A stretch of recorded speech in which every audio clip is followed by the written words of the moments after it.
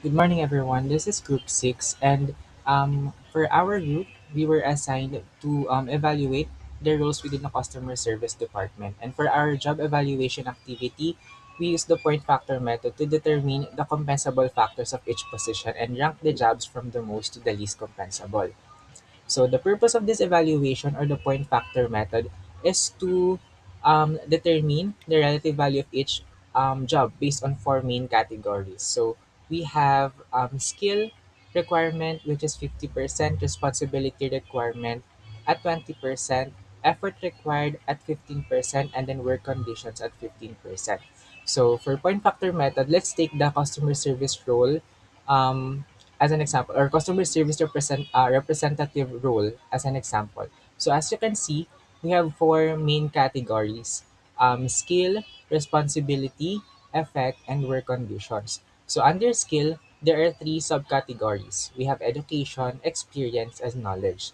So for each subcategory, we assign points based on how much skill or qualification the job requires, from the lowest to the highest possible level.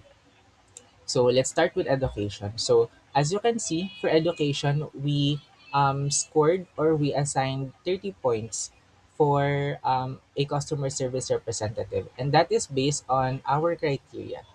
So looking at our criteria, as you can see here in education, 30 points is for college level because um, because customer service representative roles mostly requires college level or undergrad level. Then for experience, we scored the customer service representative role with 40 points, and then if you look back on our criteria, it's because customer service representatives requires less than 1 year experience or basic exposure to customer service. And then lastly, for knowledge, we scored them 30 points. And then looking back again at our criteria, 30 points is for general understanding of processes or systems. This is because customer service representatives only requires general understanding or processes of system.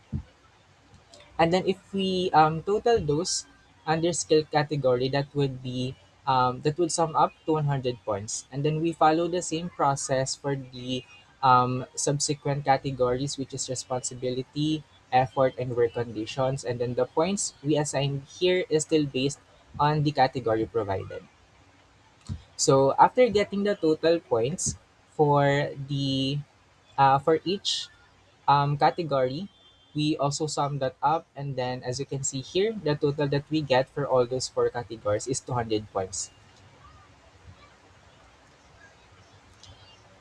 And then after computing all the categories, the customer service representative ended up with a total weighted score of 66.3 points. So this final score was used in the overall job ranking. So how did we get the total weighted score? So that is this is how we get it. So for example, for skill, the total points is 100%, and then the weight of the skill or the factor weight of the skill is 50%. So we multiply the 100, I mean, to 50%. So we do that as well with responsibility, 25%, and then effort, 40%. I mean 40 points, and then we multiply that to the factor weight, which is 15%.